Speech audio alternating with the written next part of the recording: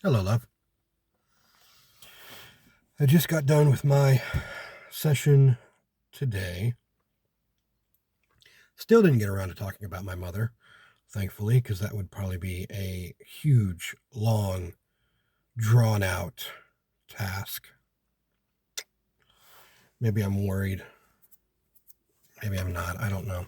We did talk about my own stupidity, though. You know, Valentine's Day, I decided to take a look at a page, and I shouldn't have. And drug me down into a spiral at that point. I was able to get over it, mind you, but it hurt. It hurt for a while. But I mean, what else is new? But this session was basically a lot of that. We talked about my relationships with people, my ex-wife, love, Penguin, Angel, everyone, where I'm at mentally and romantically with people in my life. And how many times I'm going to kick myself in the balls before I realize how I shouldn't be doing that. That literally is terms. I thought it was funny. He had asked me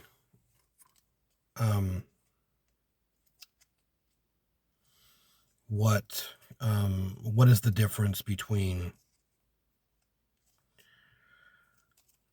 what are my feelings, I guess, the difference in my feelings between love and my ex-wife. And it was really hard to put into words because I had originally told him, which is kind of true, that I felt more for love than I did for my ex-wife. So he wanted more clarification on that, specifically at this point, which is understandable, needing the clarification. Fuck, I need the clarification sometimes. And it was really hard to put into words. And I told him that, and he says it's understandable that, there are some guys out there, a lot of guys out there, just don't understand their emotions as well. He did say that he was proud of me being able to talk about my emotions as easily and readily as I have been. I told him it's all the writing and all the reading that I've done that allows me to do that. But I couldn't really explain it in words. The difference in the way people make me feel.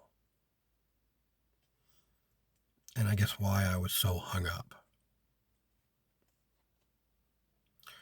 So I equated it to waking up. When I was with my ex-wife, waking up, I never knew what was going to happen. It could be rainy, it could be sunny, it could be snowy, it could be windy, the house could be falling down. I didn't know, but it was my task waking up to do everything I could just to make her happy. And never actually doing that. And so he kind of equated that to her volatility as well, which is understandable. And we went into the tangent of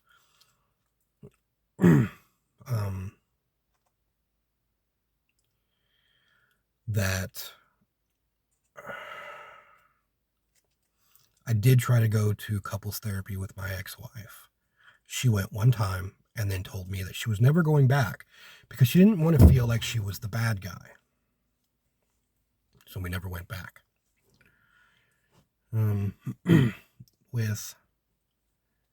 With love, it was like always waking up to a sunrise, a warm, sunny day. I never felt like I had to do anything really to make her happy other than just, I don't know, be there, I guess. Like everything I did was for her to be happy, yes, but it never seemed like it was a chore, you know? Specifically for a very long time, it felt like we could do the same things and we could both be happy doing the same things. And I think that was really what was nice. And it was so different from my ex-wife. that, it still holds a kind of a grasp on me now, was that feeling of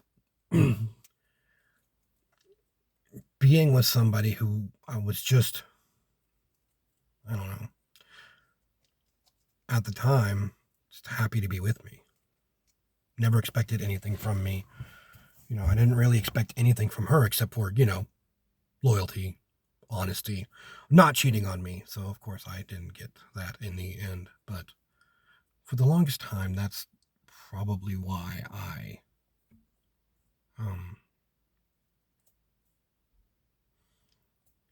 still like hang on for as long as I have. And it's really hard pressed to get over that sort of feeling. And we talked about how I always try when I'm with somebody to help them become the better person that they can be, which is what you're supposed to do when you're in a relationship with someone, either friendship or romantic or anything, is to try to get them to be in a place where they are the best person they can be. And he made me realize that even if I was doing that, it could be construed or thought that even though it came from good intentions, the person, sorry, the person may have thought that they were not good enough, because even though I wanted them to be the best they could be, maybe they felt like because I wanted that they weren't good enough at the time. And I can kind of see that. I'll concede that point. That's a good point. I never really want people to feel like they're not good with who they are. I want them to know that they are great, but there are always things to make us better. There are always things that make our lives better. When you truly love someone and care about someone, you want them to have a better life in every single way possible.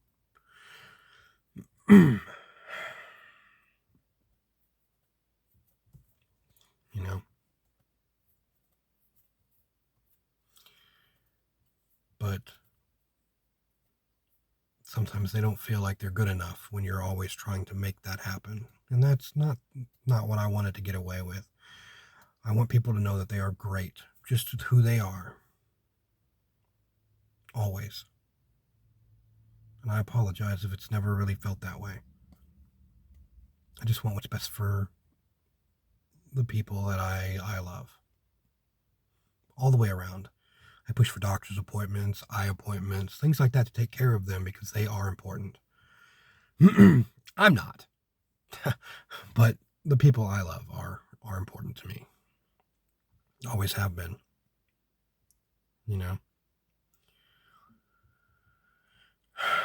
So we talked a lot about that. Just about me kicking myself in the nuts.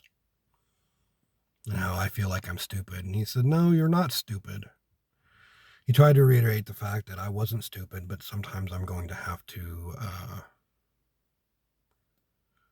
realize, and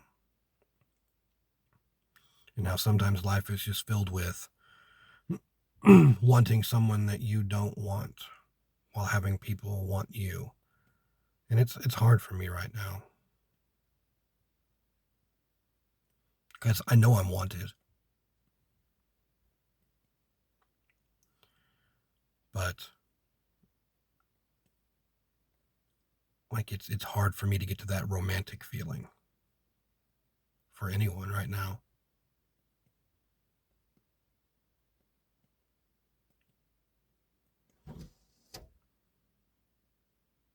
But I guess there's more to come.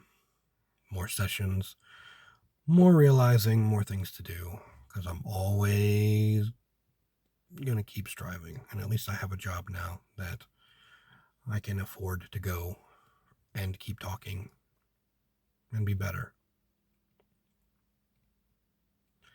But I do need lots of reassurance in my life because I've been let down too many times.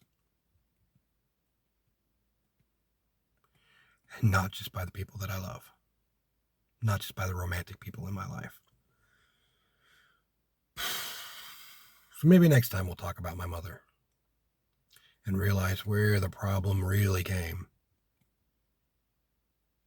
Who knows? Maybe I was born this way.